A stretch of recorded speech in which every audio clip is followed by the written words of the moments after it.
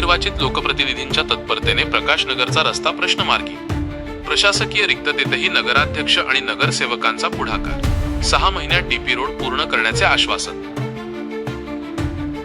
खोपोली नगर परिषदेच्या नवनिर्वाचित लोकप्रतिनिधींनी आपल्या कामाचा धडाका पहिल्याच दिवशी दाखवून दिला आहे। सध्या पंचायत समिती निवडणुकांमुळे आचारसंहिता लागू असून नगर परिषदेचे अनेक अधिकारी निवडणूक ड्युटीवर गेल्याने प्रशासनात जबाबदार अधिकाऱ्यांची कमतरता भासत आहे। मात्र अशा कठीण परिस्थितीतही लोकप्रतिनिधींनी पुढाकार घेत प्रभाग क्रमांक 3 मधील प्रकाशनगरच्या रस्त्याचा गुंता सामोपचाराने सोडवला आहे। नेमके प्रकरण काय?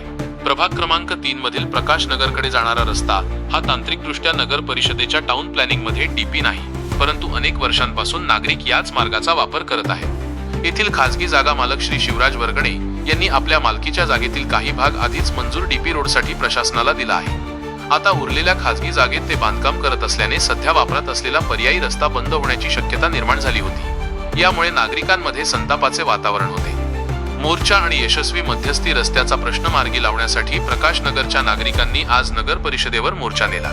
यावेळी नवनिर्वाचित नगराध्यक्ष श्री कुलदीपक शेंडे, प्रभाग 3 चे नगरसेवक श्री अनिल पुंडलिक सानप, सौ सुवर्णा संतोष मोरे आणि शिवसेनेचे ज्येष्ठ कार्यकर्ते श्री मोहनजी अवसरमल यांनी नागरिकांचे म्हणणे गांभीर्याने ऐकून घेतले। यानंतर तातडीने जागा मालक श्री शिवराज वर्गणे यांना पाचारण करण्यात आले। जरी कायदेशीररित्या वर्गणे यांच्याकडून अधिकच्या जागेची मागणी करता येत नव्हती, तरीही लोकप्रतिनिधींनी त्यांना मानवतेच्या दृष्टिकोनातून आणि सार्वजनिक हितासाठी विनंती केली। जोपर्यंत मंजूर डीपी रोडचे काम पूर्ण होत नाही, तोपर्यंत जुना रस्ता तसाच खुला ठेवण्याची गळ त्यांना घालण्यात आली। 6 महिन्यात डीपी रोडचे स्वप्न होणार पूर्ण। लोकप्रतिनिधींच्या विनंतीला मान देऊन श्री वर्गणे यांनी पर्यायी रस्ता खुला ठेवण्यास सहमती दर्शवली। यानंतर नगराध्यक्ष कुलदीपक शेंडे व त्यांच्या सहकाऱ्यांनी प्रत्यक्ष घटनास्थळाची पाहणी केली आणि नागरिकांशी संवाद साधला। या चर्चेअंती प्रकाशनगरकडे जाणारा 60 फुटी डीपी रोड येत्या 6 महिन्यांत तातडीने पूर्ण करून घेतला जाईल, असे ठोस आश्वासन लोकप्रतिनिधींनी दिले। प्रशासकीय अडथळे आणि आचारसंहितेचा काळ असतानाही नवनिर्वाचित प्रतिनिधींनी ज्या पद्धतीने हा वाद मिटवला, त्याबद्दल प्रकाशनगरच्या नागरिकांनी समाधान व्यक्त केले आहे। आज आपण इथे सर्व प्रकाशनगरचे ग्रामस्थ गेल्या 35 ते 40 वर्षापासून अनेक समस्यांना रोड नसल्यामुळे त्यांना सामना करावा लागत होता। त्यांची अनेक ठिकाणी गैरसोय होत होती। शाळेत जाताना विद्यार्थ्यांना त्रास होता, विद्यार्थिनींना त्रास होता, कामगार कामावर जाताना त्याला त्रास होता।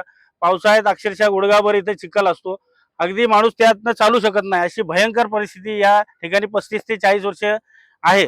परंतु आता आपण नव्यानेच आम्ही दोन्ही नगरसेवक निवडून आलेलो आहोत आणि कुलदीपक शेंडे साहेब सुद्धा अध्यक्ष झालेले आहेत आणि आम्ही तुम्हाला शब्द देतो आणि वचन देतो, हा रोड प्रकाशनगरचा आम्ही फर्स्ट प्रायोरिटी प्राथमिकता देऊन वार्डातलं दुसरं काम, मी स्वतः असं बोलतोय अनिल सानप, की दुसरं काम जरी नाही झालं तरी हे काम प्राथमिकतेने साहेबांनी करून द्यायचंय।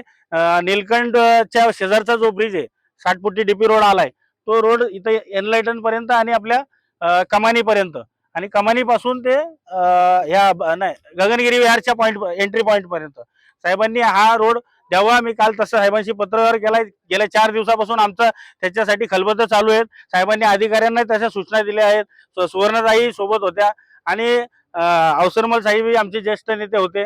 सर्व अधिकाऱ्यांशी एकदम व्यवस्थित चर्चा झालेली आहे। ते काम म्हणजे तातडीने आणि तात्काळ मंजूर करून मार्गी लावून लोकार्पण करावं, अशी आपण मागणी केलेली आहे।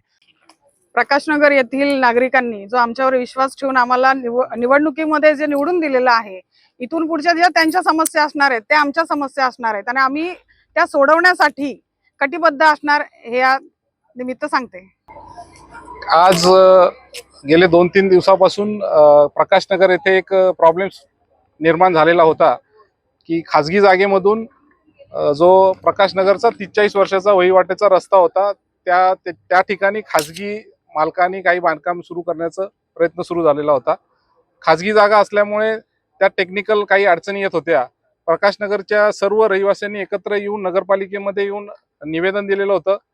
त्याच माध्यमातून आम्ही सर्व निवेदनाच्या हिशोबाने जेव्हा निवेदन मिळालं, आम्ही खाजगी मालकाशी चर्चा करून आणि जे काही टेक्निकल आमची नगरपालिकेचे इंजिनियर आहेत त्यांच्याशी चर्चा करून त्याला व्यवस्थितपणे पूर्णपणे आता भविष्यात परत कुठलीच अडचण निर्माण होऊ नये या हिशोबाने आपण जरी काही 12 फूटची जी काय रस्त्याची जागा ठेवलेली होती ती आपण आता 16 फूट ठेवलेली आहे त्यांना विनंती करून 15 फूट आणि कॉर्नरला 16 फूट.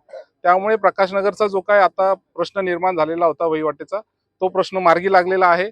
त्याचबरोबर सर्वात दोन्ही नगरसेवक असतील, अनिलजी सानप असतील, सुवर्णाताई मोरे असतील, यांनी प्रामुख्याने मला जेव्हापासून निवडून आल्यापासून प्रायोरिटीवर एक काम महत्त्वाचं सांगितलेलं आहे. ते 18 फूट रस्ता रुंदीकरण करणं. तिथे 2 जागा मालकांचा प्रॉब्लेम आहे, त्यांच्याशी सुद्धा आम्ही 2 दिवसात चर्चा करणार आहोत. तर मी प्रकाशनगर वासियांना सर्वांना सांगतो की ही आमची पहिली प्रायोरिटी राहणार आहे की हा रस्ता व्यवस्थितपणे 18 फूट जिथपर्यंत आहे, जसा डीपी मध्ये दाखवलेला आहे, तो आम्हाला आपल्याला पूर्ण करून द्यायचा आहे. त्याचबरोबर जो का आपला जुना रस्ता आहे त्याची वहिवाट सुद्धा भविष्यात कशी चालू राहील याचं सुद्धा आम्हाला नियोजन करायचं आहे. आता तर आम्ही अर्ध टेम्पररी हे नियोजन केलेलं आहे, पण भविष्यात सुद्धा अडचण येणार नाही असं मी प्रकाशनगर वासियांना मी आश्वासन देतो. आणि मी सर्व प्रकाशनगर वासियांना देतो की बाबा तुम्ही खूप खेळीमेळीच्या वातावरणात आत्ताचा हा प्रश्न सोडून घेतलात, सर्वांनी समजून घेतलात, त्याबद्दल सर्वांचे धन्यवाद.